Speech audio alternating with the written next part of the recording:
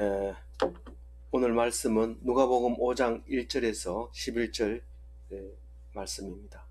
무리가 몰려와서 하나님의 말씀을 들을새 예수는 게네사렛 호숫가에 서서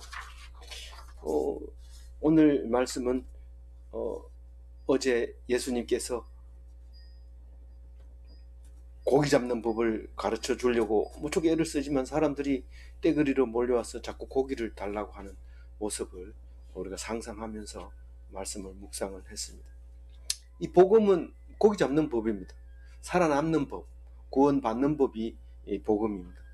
우리에게 직접 구원받았다라고 얘기하지만 사실은 구원받는 법을 가르쳐 주는 것이지 구원은 각자가 받는 겁니다. 우리 생각에는 가만히 있어도 예수님이 구원시켜 줄 줄 알지만 그렇지 않고 우리에게는 구원받는 것을 자기가 하는데 그 받는 방법을 예수님이 가르쳐 주셨다는 사실을 생각하면 우리가 신앙생활을 어떻게 해야 되는지, 예수님이 어떻게 고기를 잡았는지 그것을 공부를 해 나가는 것이 오늘 성경 말씀을 묵상하는 것과 같은 말씀입니다. 그래서 믿기만 하면 된다. 그 방법이 믿기만 하면 된다. 그러니까 아무것도 안 하고 믿는다. 이렇게 입으로 말하는데 그게 아니라 열심히 하나님 말씀을 묵상하고 그리고 하나님께서 우리에게 주시는 메시지가 뭔지 그리고 거기를 따라갈 때 그 말씀이 피동될 때 그게 구원이 이루어진다. 그렇게 말할 수 있습니다. 오늘 1절 보면 무리가 몰려와서 하나님의 말씀을 들을새 예수는 게네사렛 호숫가에 서서 예수님이 안식일날 저녁이 되니까 떼거리로 사람들이 모여 들어와서 가지 말라고 붙들면서 딴 데 가지 마시고 여기서 계속 우리 병 환자들 불러올 테니까 치료해 주세요. 이렇게 얘기합니다. 근데 사람 치료하러 온 게 아니다. 그리고 이 사람들은 영원히 있을 거다. 내가 아무리 해도 있을 텐데 나는 지금 그게 아니라 병 낫게 하는 것을 너희들에게 가르쳐 주러 왔다. 그게 복음이다. 나처럼 살면 그게 사는 거다. 구원받는 거다. 그러면서 딴 동네에 가서 말합니다. 아니 예수님 여기 앉아 있어도 다 제가 소문 내가지고 그 하는 방법을 가르쳐 줄 테니까 예수님은 여기 앉아서 우리들만 오는 사람들만 다 치료해 주세요. 그리고 다 낫게 해주세요. 아니다. 나는 간다. 나는 그것 때문에 온 게 아니다. 그렇게 얘기를 하게 됩니다. 근데 그 무리들이 몰려와서 말씀을 듣는데 아침이잖아요. 지금 안식일을 지나고 아침이 됐어요.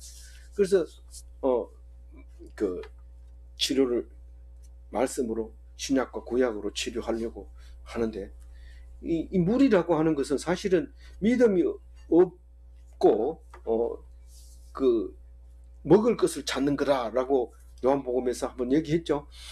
그 무리는 그런 의미로 무리라고 쓴 거예요. 그래서 하나님이 말씀하시는데 하나님 말씀을 하시는데 들려주는데 우리는 어디를 가든지 말씀을 가지고 해야 됩니다. 그래서 말씀을 들을 때 예수님이 갈릴리 호수에서 이렇게 안 하고 게네사렛 호숫가에 서서 이렇게 얘기합니다. 게네사렛은 신약에서는 게네사렛이라고 주로 구약에서는 안 쓰는 말이죠.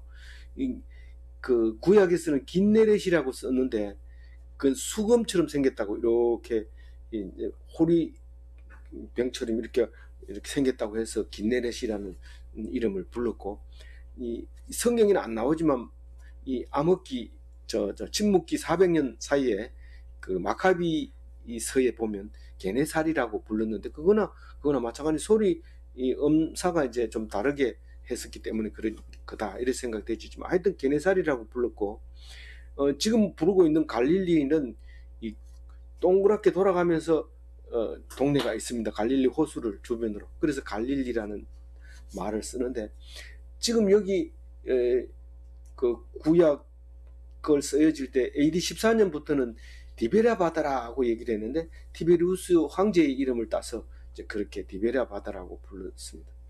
그 동그랗게 돌아가면서 동네가 가버나움이 있고 막달라가 있고 고라신, 베세다, 그라사 이렇게 동그랗게 돌아가면서 해변가에 집들이 있어서 동그란 동네 그래서 갈릴리 이렇게 불렀다고 말합니다.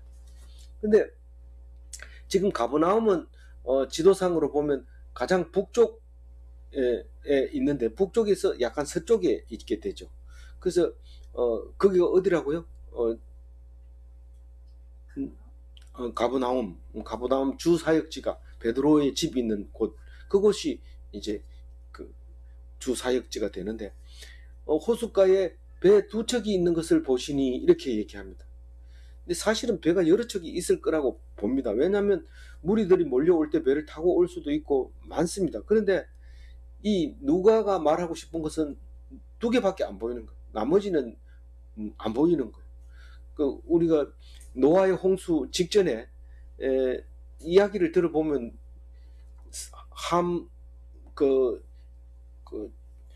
가인과 아벨, 셋과 셈, 셋, 그리고 낳는 얘기를 안 함으로써 사람이 얼마 없는 것처럼 보입니다. 그런데 노아의 홍수 이야기하기 직전에, 바로 직전 구절에 보면은 네피림이라는 말을 합니다. 그러니까 많은 사람이 있었다, 그 얘기합니다. 필요할 때는 그렇게 딱 나타내 버립니다. 그런데 여기서는 두 척밖에 없었다 이런데 보면 나중에 엄청 많은 사람들이 이제 있었던 것을 볼 수 있는데, 우리는 그걸 가지고 따지는 게 아니라 이야기에 등장하는 배 두 척, 이게 이제 중요한 거죠. 근데 거기 배 두 척을 우리는 알고 있으니까 얘기하는데 누구 배예요? 베드로 배하고 또 요한과 야고보의 배, 이 두 척이 있었던 거죠. 근데 그거를 자세하게 적을 이유가 하는 게 아니라 지금 말하고 하는 의도가 있기 때문에 배임자 얘기는 하지 않고, 그래서 어부들이다 라고 얘기합니다. 그런데 그 어부들이 사실은 다른 성경에 보면 4명이 해요. 안드레까지 합해서 마태복음 여기는 안드레하고 같이 베드로도 이게 싣고 있었어요. 4사람의 어부가 등장을 합니다. 그런데 진짜 4사람이냐? 그건 아니죠. 사람들 많이 있는데 어쨌거나 어부들이 이 배에서 나와서 그물을 씻었다고 하는데, 그물을 씻는다는 게 뭔가, 이 고기를 안 잡아본 사람은 그물을 씻는다는 게 뭔지 모릅니다. 고기를 바다에 던져서 고기를 건져 올리면은 거기에 뭐 주전자 못 쓰는 것도 떨어져 있고 못 쓰는 쓰레기도 막 걸려 올라오고, 그것만 뿐만 아니라 지저분한 것들이 막 올라옵니다. 그러면 그걸 꺼내놓고 고기를 골라내서 이렇게 이제 입찰 붙여가지고 팔고 이런데, 거기에는 그냥 딱딱한 이렇게 쇠붙이나 이런 게 들어있으면 괜찮은데, 썩은 거, 물컹물컹한 거, 이런 냄새 나는 거, 이런 것들이 있으면은 그거를 그냥 놔두면 그 그물에 달라붙어 버리죠. 그래서 그걸 씻어 놔야 되는데, 그러면 씻었다는 것은 고기를 잡고 돌아왔다는 거냐, 이게 아니라 그거를 힘들면은 그냥 고기 잡아와가지고, 힘들면 그냥 던져놨다가 고기 잡으러 갈 때 다시 씻습니다. 그거를 다시 씻는데 그 그물 안에 붙어 있는 거 다 떨어내고 또 냄새 나는 거 있는지 쫙 보고 그 다음에 깨끗하게 씻은 다음에 가서 고기를 잡아와야지 고기가 깨끗하고. 그렇지 안 그러면 고기 잡았는 게 막 냄새 나고 이렇게 하면 안 되잖아요. 그래서 그물을 씻는지라 이 말은 고기 잡으러 가는 배였던 거죠. 고기 잡으러 가려고 준비하고 있는 배. 코가 빠진 것도 찾아내요. 그때 씻을 때 코가 이렇게 당기다가 배전에 걸려서 찢어진 그 코가 빠진 거라든가 이런 것도 기우면서 이제 배 타고 가려고 하나하나씩 이렇게 쭉 모아가지고 양지 쪽에 앉아서 아침에 이제 그렇게 하고 있는 것을 볼 수 있습니다. 3절 읽을게요. 예수께서 한 배에 오르시니 그 배는 시몬의 배라. 육지에서 조금 떼기를 청하시고 앉아서 배에서 무리를 가르치시더니, 처음부터 베드로 배에 올랐군요. 이러면서 어떻게 꼭 베드로 배만 그렇게 합니까? 이런데 그건 모르죠. 우리는 알 길이 없지만 어쨌든 베드로가 수제자가 되고 또 1등 제자가 되는데 마침 그 배에 타게 되고, 또 아니면은 앞에 거를 베드로 장모가 그 열병을 앓는 걸로 봐가지고 그런 얘기는 안 쓰지만 베드로가 잘 아니까 그 배를 탔을 거다 이 말이죠. 딱 타고 이제 거기서 얘기를 하려고 그래요. 안 그러면은 그 사람들을 그 보는 앞에 이렇게 서 있기가 굉장히 어려우니까 배에 이제 딱 타고 육지에서 조금 떼기를 청하시고 누구에게 청한 거예요? 베드로 보고 청했겠죠. 그러니까 배에는 지금 베드로하고 예수님하고 이제 둘이 탔다고 볼 수 있어요. 아니면 시몬도 안드레도 타고 있었는지. 배는 혼자 거기죠. 그러니까 안드레가 타고 있었는지, 안드레가 타고 있었는지 모르지만 하여튼 베드로가 있었고 예수님이 그 배를 타고 있고 육지에서 좀 떨어지게 해라 그렇게 부탁을 하니까 얼마나 뗐을까요? 한 10m 정도 뗐을 것 같아요. 아니면 5m나 뭐 요 정도로 떼고 자기들에게 가까이 못 오도록 그렇게 한 다음에 사람들은 전부 그 해변가에 앉아 있는데 거기 이제 그 가보면 가이드가 그 얘기를 합니다. 배에서 연설하면 그 호수에서 데워진 공기가 이렇게 북쪽으로 올라가면서 육지 쪽으로 가면서 소리가 잘 들리고 마치 이 오페라 하우스처럼 잘 들린다. 이제 그렇게 설명을 합니다. 그 어쨌든 바다가 파도를 치는 게 아니고 잔잔하기 때문에 충분히 얘기를 할 수 있었겠다. 그렇게 가서 보고 확인할 수 있게 되죠. 그런데 4절 읽어봅니다. 말씀을 마치시고 시몬에게 이르시되 깊은 데로 가서 그물을 내려 고기를 잡으라. 우리는 꼭 말씀이 끝나면은 그 식사를 합니다. 뭐 꼭 그런 건 아니죠. 뭐 그렇지만 일반적인 교회는 다 예배 드리고 나서 밥 먹습니다.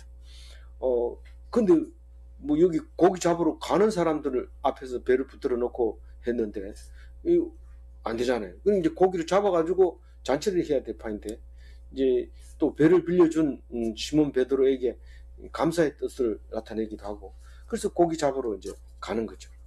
베드로하고 이제 예수님하고 이제 깊은 데로 배를 쭉 끌고 갑니다. 자, 이제 얘기 오늘 얘기는 여기까지 하고 내일 다시 하자 이러고 가서 고기 잡아가지고 오면 그 남아있던 이제 무리들이 같이 불에 구워 먹기도 하고 또 뭐 이제 그렇게 할 겁니다. 거기에는 개도 있을 거고 또 뭐 낙지도 있을 거고 근데 뭐 그때 이제 먹을 수 있을 거예요. 실제로 뭐 갈릴리 호수에 낙지가 있는지 그거는 모르고 그냥 생각나는 대로 한 얘기입니다. 실제로 가보니까 메기가 엄청 많아요. 유대인들은 메기를 안 먹으니까 메기가 사람보다 더 큰 개가 그냥 막 돌아다니는데 그래서 제가 여기 와서 메기 매운탕 장사하면 안 됩니까? 이러니까 부정한 음식은 거기 못 판대요. 그래가지고 돼지도 못 키우더라고요. 거기서는 못 키우는데 어떤 사람이 고약한 사람이 와서 돼지를 키웠는데 유대인들이 고소를 했는데 이겼대요. 왜 어떻게 이겼나? 누가 이겼냐면 돼지 키운 사람이 이겼대요. 그래서 어떻게 이겼냐 하니까 자기들은 그 땅에다가 기른 게 아니고 세면에다 길렀기 때문에 법을 자세히 보면 이 땅에는 돼지 같은 이런 부정한 짐승은 못 기른다 이래 돼 있었는데 우리는 세면 위에다 길렀기 때문에 괜찮다 이랬는데 그게 보면 이겨가지고 지금 돼지 키우는 사람이 많대요. 어쨌거나 이제 그런 상황인데 그 고기 잡으러 가자. 그런데 어떻게 아무리 말씀을 잘한다 하더라도 고기 잡는 거는 시몬이 베드로가 제일 잘합니다. 말하는 것도 보아도 그렇고 남에게 지기 싫은 사람이잖아요. 그럼 고기 잡는데도 대빵 잘한 거죠. 그래서 근데 뭐 우리가 목사님을 보통 우습게 알잖아요. 뭐 회사가 어떻게 돌아가는지 모르고 이러는데 고민하고 기도하고 이러면은 예수 목사님이 와가지고 그래 그 회사가 채무가 어떻게 되는데 또 요즘 경기가 어떻게 됩니까? 이러면 목사님은 그런 거 알 필요 없고 그냥 기도만 해주세요.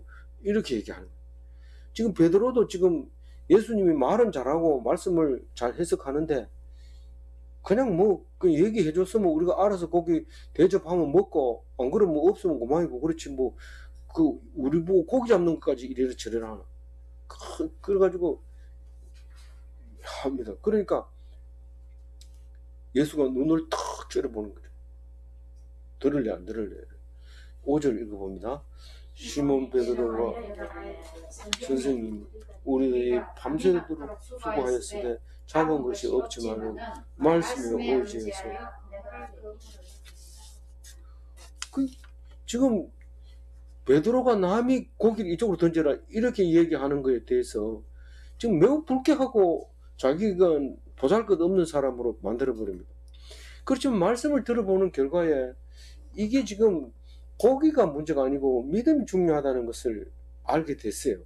뭐 자세히는 모르죠. 그래도 모르지만은 말 속에서 그냥 은연중에 그냥 그 소리가 나온 거예요. 그래서 뭐 말씀은 잘 가르치는 그 선생님 랍비요 이렇게 얘기합니다. 우리가 밤새도록 잡고 지금 새벽녘에 와가지고 다시 나가려고 하는데 고기가 없습니다. 갈릴리 고기가 어디로 갔는지 안 잡힙니다. 이제 이런 상황이죠. 그런데 말씀만 의지하면 먹고 사는 거 걱정 없다 이렇게 얘기하니까 그 말씀에 의지해서 내가 그물을 던지겠습니다. 그래 하면서 이제 순종한 거죠. 이게 그 피동적인 삶입니다. 이 피동이라고 하는 게 수동이 뭡니까 피동이 뭡니까 이렇게 물었는데 그런 질문을 하는 사람이 많이 없는데 딱 그 질문을 하는 거예요.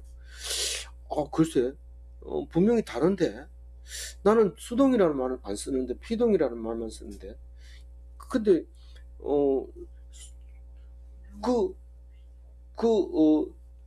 국문학적으로 보면 뭐 별로 다를 게 없고 설명 더 해줄 것도 없습니다. 그러나 우리는 그걸 구분합니다. 왜냐하면 언덕입니까 산입니까 이걸 또 갖다 놓고 이게 산입니까 언덕입니까 이러면 아무도 말을 못해요. 그렇지만은 어떤 사람은 산이라 하고 어떤 언덕이라 하고 이렇지만 설명을 하면 알아듣습니다. 이 빅 힐은 마운틴이고 스몰 마운틴은 빅 힐이다. 이렇게 캐나다 사람이 가르쳐줘요. 그거 좋은 설명이네요. 이렇게 이제 내가 물어보지도 않았는데 가르쳐 주더라고. 그래서 좀 외국인은 만나가지고 얘기 좀 해볼 필요가 있어요. 좀 우리가 생각 못했던. 그래서 이 피동이라고 하면은 항상 좋은 일이 생기는 게 피동이에요. 이 수동은 그냥 뭐 좋은 일도 생기고 나쁜 일도 생기고 그래요. 왜냐하면 아무에게나 수동적으로 움직일 수 있지만 피동은 하나님한테만 가는 거예요. 그래서 긍정적인 수동이 피동이다. 그럼 수동은요? 부정적인 피동이 수동이다. 이렇게 하면 돼요. 근데 뭐 그건 더 어렵습니다. 그냥 놔두고 피동 수동 이렇게 하세요. 내 말은 알아들었으니까 그거는 뭐 복잡하게 얘기하지만 알아들었으면 됐어요. 알아들었으면 되는데 어쨌거나 이 피동되는 것은 좋은 일만 생기는데 이게 일반 은총으로 좋아지는 게 아니고 특별 은총으로 좋아진다는 거예요. 그러니까 우리는 피동되려고 내가 마음을 먹어야 피동이 되는 거고 수동은 내가 싫은데도 그냥 끌려가는 게 수동입니다. 내 의지가 긍정적이면 피동이고 내 의지가 부정적이면 수동이 되는 거예요.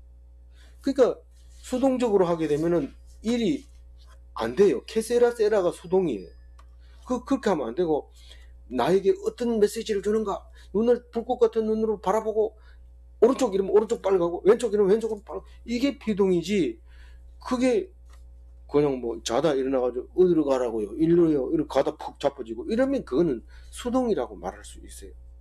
뭐 제가 이거 뭐 갑자기 뭐 말을 만들었는 것 같은데 어쨌든 우리는 그런 뉘앙스로 우리는 하나님한테 피동돼야 된다. 비상식적 축복이지만 축복으로 받아들이면 그건 피동이다. 그 얘기가 5절에 내가 고기 잡는 건 내가 베테랑이지만 그러나 예수님이 하시니까 내가 말씀에 의지해서 그물을 내리겠습니다. 그렇게 얘기를 합니다. 6절 읽어봅니다.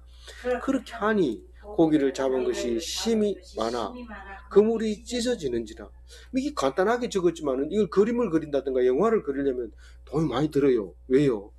우선 고기를 많이 잡아야 되잖아요. 잡아가지고 그물 속에 넣어가지고 바다 밑에 넣어놨다가 자 지금부터 찍는다 이러면 그도 올려 이러면 올리니까 그거 준비하다 보면 죽은 고기도 있고 이런데 실제로 보면은 막 이렇게 다 죽은 고기를 건져 올리고 이래요. 뭐 우리 동물의 왕국 찍는 것도 보면은 이게 촬영을 위해서 이렇게 좀 어색한 게 있어요. 근데 왜냐하면 자연적인 거는 찍기가 어려우니까요. 그래서 그물이 찢어지는지라, 이 말은 그물이 찢어질 정도로 고기가 많다는 것은 진짜 그림 그리기도 어렵고 촬영하기도 어렵습니다. 어쨌든 그렇게 하니까 뭡니까? 순종이잖아요. 피동이잖아요. 그게 형통을 향하는 그렇게 하니잖아요. 그래서 이 말씀 따라서 하니까 고기가 찢어지도록 오는데, 실제로 그랬을까요? 베테랑이 한 마리도 못 잡는데 어떻게 그게 그렇겠냐, 이렇게 말할 사람이 있는데, 글쎄 니도 그렇게 생각하는구나. 그렇지만 우리는 성경대로 그렇게 했다면 그런 줄 알아야지. 그게 싫으면은 이거 성경 못 읽습니다. 뭐 말도 안 되는 거. 3마리 잡은 거예요? 여기는 아니죠. 그거는 63마리, 153마리 잡은 거는 부활하시고 영체로서 잡은 거예요. 그건 153마리 잡은 거를 셌는 거 말이에요. 그 뭐 맞죠? 예. 그래서 이거는 다른 배에 있는 동무들에게 손짓하여 와서 도와달라 하니 그들이 와서 두 배에 가득 배에 채우며 잠기게 되었더라. 다른 배가 어떤 배예요? 요한과 야고보가 있는 그 배잖아요. 두 배밖에 없다 했잖아요. 그러니까 다른 얘기 안 해도 그 배인 줄 알아야 되죠. 그래서 그 사람들이 동무예요? 동무예요. 무슨 동무예요? 동업자예요. 이 밑에 10절에는 동업자라고 얘기하는데, 그 동업자가 무슨 뭐 돈 내가지고 배 고칠 때 같이 내가지고 쓰자 이게 아니고 같은 어부라 이 말입니다. 같은 어부인데 내가 이쪽으로 갈게, 너 저쪽으로 가라 이러면 또 이쪽은 많이 잡고 저쪽 적게 잡으면 야 좀 줄게 이러고 좀 주기도 하고, 이게 동업이지 무슨 정해놓고 뭐 돈 한꺼번에 모아가지고 내고. 요즘은 다 그래 합니다. 또 요즘은 다 그렇게 해요. 갔다 오면은 많이 잡든 적게 받든 다 내가지고 좀 많이 잡으면 돈 쳐주고 적게 잡으면 적게 주고 이런 거지, 자기 잡은 거 자기 갈고하고 이렇게 안 합니다. 파는 것도 다 이제 이렇게 하는데, 그건 동업자라고 얘기하는데, 여기서 생각하는 거는 그거하고 좀 다르지 않았나, 제가 그런 생각이 되집니다. 근데 이제 건져 올리는데 이 거물이 있으면은 양쪽 배에서 땡겨 올려가지고 양쪽을 나눠야 되죠. 근데 그 두 배에 딱 가득 차버린 거예요. 잠기게 됐어요. 잠기게. 그럼 건져 올리지 말고 끌고 가야죠. 쭉 끌고. 땡겨 올리면 가라앉지만 그냥 끌고 가면 갈 수도 있어요. 힘들지만. 그래서 잠기게 되었는데 건져 올렸습니까? 건져 올렸습니까? 그 얘기는 여기 안 하죠. 안 하는데 거기 보면 저기 마태복음이나 요한복음에는 그 안드레가 나와요. 안드레가 베드로 동생이잖아요.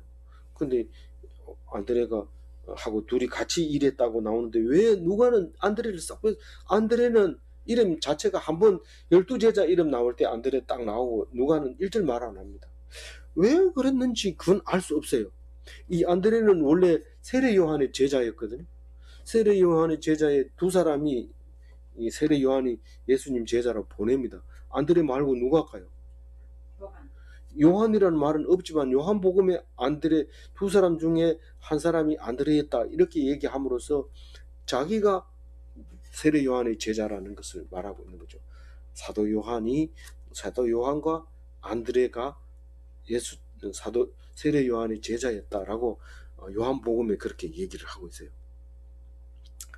그게 이제 4명이 끌어올린 거죠. 예수님은 그 옆에서 폼 잡고 있고 tok 서가지고 그래 잘한다 이렇게 했는지 아닌지는 모르지만 하여튼 그렇게 된 거예요.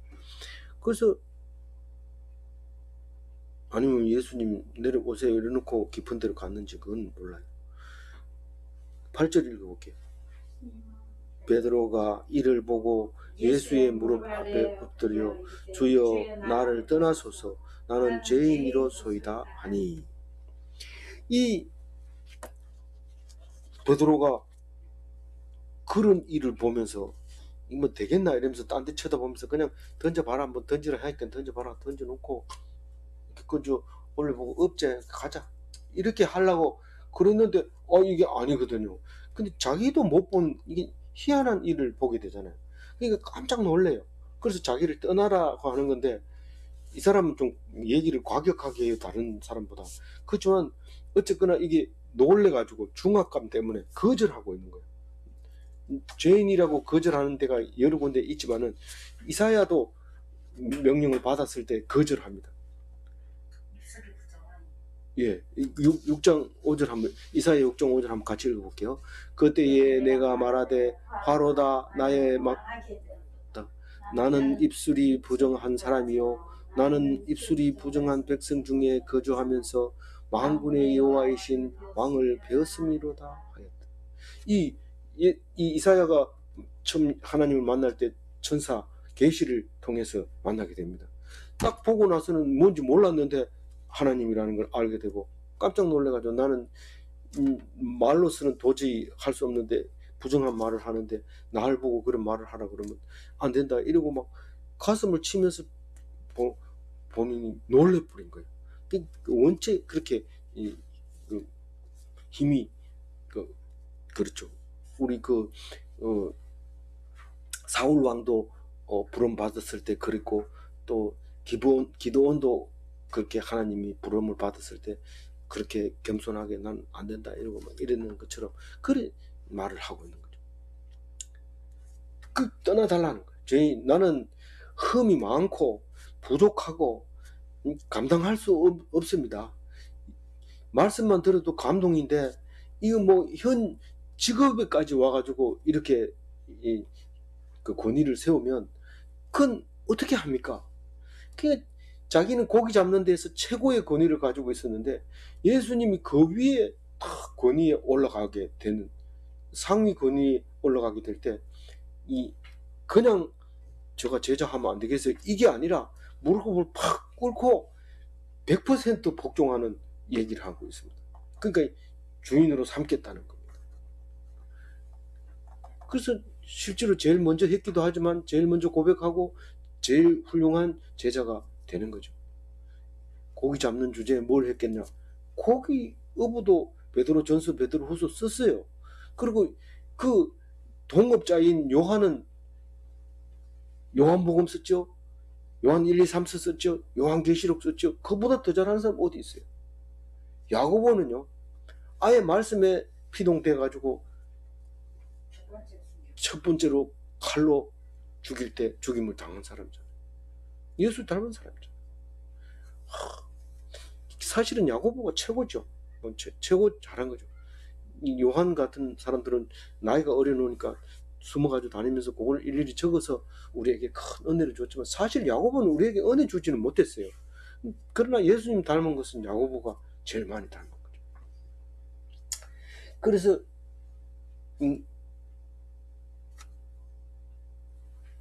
이제 그 무릎을 딱 꿇고 이제 사부로 모시는 거죠, 예수님. 근데 예수님이 뭐라고 얘기를 하냐면 이렇게 얘기합니다. 이게 이제 설명을 하고 나서 이제 예수님이 얘기하죠. 9절 읽어봅니다. 이는 자기 및 자기와 함께 있는 모든 사람이 고기 잡은 것으로 말미암아 놀라고, 모든 사람이 4명밖에 안 되냐? 무리 것들이 많잖아요. 그래서 전부 놀라는데 이 베드로가 최고 아니다, 그보다 센 사람이 있다, 그게 다 놀라는 거죠. 10절 읽어봅니다. 아들로서 시몬의 동업자인 야고보와 요한도 올랐습니다. 예수께서 시몬에게 이르시되 무서워하지 말라, 이제 이후로는 네가 사람을 취하리라 하시니, 이 벌벌 떨고 좀 떠나주시면 안 되겠습니까? 이렇게 얘기를 하니까 두려워하지 마라, 나를 무서워하지 마라. 왜 무서워했을까? 이 갈릴리에 있는 고기를 싹 잡아가는 거 아니냐 이렇게 생각할까 봐 두려워한 게 아니라 그 능력에 놀라게 되는 거예요. 신성에 대해서. 네, 어쨌든 그렇게 무서워하니까 이제 네가 사람을 취하리라 이런데 다른 성경에는 그렇게 점잖게 얘기 안 해요. 네가 사람을 낚는 어부가 되게 하리라 이렇게 얘기를 합니다. 마태복음 4장 19절 한번 읽어볼게요. 말씀하시되 나를 따라오라 내가 너희를 사람을 낚는 어부가 되게 하리라 하시니. 그 이제 뭐 고기는 시시하고 사람 낚그 사람 잡아가지고 뭐 하려고 먹지도 못해. 고기는 먹기는 한데 사람 낚. 그래가지고 제 1인자가 되는데 이 베드로도 신앙 고백을 제일 먼저 하고 제일 먼저 하는 걸로 누가가 기록을 하고 있습니다. 어쨌든 다른 성경에서는 이 그 안드레가 그 예수님을 소개를 합니다. 우리가 기다리던 그 사람이 왔다 이래가지고 하는데 누가는 왠지 몰라요. 그렇지만 나오는데 마가복음에서는 안드레를 네 사람을 불러놓고 예수님이 그 헤롯 성전을 보고 어떠냐고 물으니까 돌 위에 돌 하나도 안 남기게 될 거다 하고 슬퍼할 때 그때 안드레가 이름이 들어갑니다. 그래서 사총사에는 들어가지만 삼총사에는 못 들어갑니다. 요한복음 6장 8절에는 획기적인 말이 들어가요.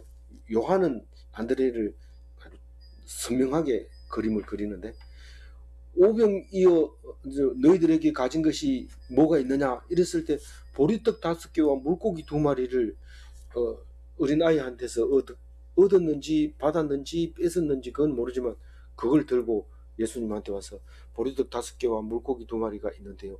이렇게 얘기한 사람이 안드레예요. 뺏었을까요? 네. 어린아이한테서 받은 것이 요겁니다. 그렇게 하고 드렸을 때 많은 사람들이 감동하고 많이 5,000명이나 먹게 되는 사건이 생기게 됩니다. 그래서 제자가 됐다는 것은 어떤 뜻을 말하느냐면 11절과 같이 했을 때 비로소 제자가 되는 것입니다. 11절 읽어봅니다. 그들이 배들을 육지에 대고 모든 것을 버려두고 예수를 따르느냐. 원래 고기 잡다가 이제 목수라든가 무슨 뭐 다른 일을 하러 갈 때는 배를 정리해야 됩니다.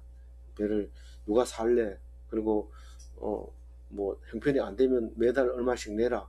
그리고 팔고 그리고 이제부터 손 딱 떼고 예수를 따라가야 되는데 이게 필요한 거 아니에요. 이게 뭐 지금 이건 아무것도 아니고 지금 예수님 따라가는 것이 오직 살 길이고 구원의 길이다. 싹 버리고 그냥 갑니다. 우리가 엘리사는 갈 때, 엘리야를 따라갈 때 가사는 다 정리하고 그런 이제 이야기를 누가가 표현하고 있습니다. 거기 그림을 보면 고기 잡은 사람 또 하나 있죠. 원래 여기가 가버나움이에요. 가파르나움인데 베드로가 오른손에 들은 거는 천국 열쇠고 왼손에 들은 거는 몰라요. 지금 기억이 안 나요. 모르는데 베드로 고기를 하나 놔두고 밑에는 바위를 만들어 놨는데 이게 반석이다. 뭐 이런 의미로 그걸 만들어 놓은 것 같아요. 그래서 그게 동상인데 사진 찍으라 그랬는데 요거 사진 찍으려면 줄 서서 찍어야 돼요. 사람이 많아가지고 없을 때 가면 안 돼요. 근데 우리가 갈 때는 항상 사람들이 많이 있었어요. 오늘 말씀 정리합니다. 생업이 고기잡이면 우리는 어부라고 말하죠. 그런데 기독인은 사람 낚는 어부입니다. 사람들하고 싸우고 사이 좋은 사람한테 이간질하고 막 흩어버리고 이러면은 기독인이 아닙니다. 우리는 꼭 사람들을 말씀으로 그래서 끌어들여와서 천국으로 이끌어들이는 고기를 잡아가지고 선별해가지고 이제 천국에 끌어들이는 것처럼 구별해서 이렇게 끓이는. 왜 꼭 업으로 이렇게 합니까? 곡식으로 얘기하면 안 됩니까? 곡식으로 얘기하는 데도 있지만은 지금 수제자가 어부잖아요. 그러니까 이제 어부라고 얘기를 합니다.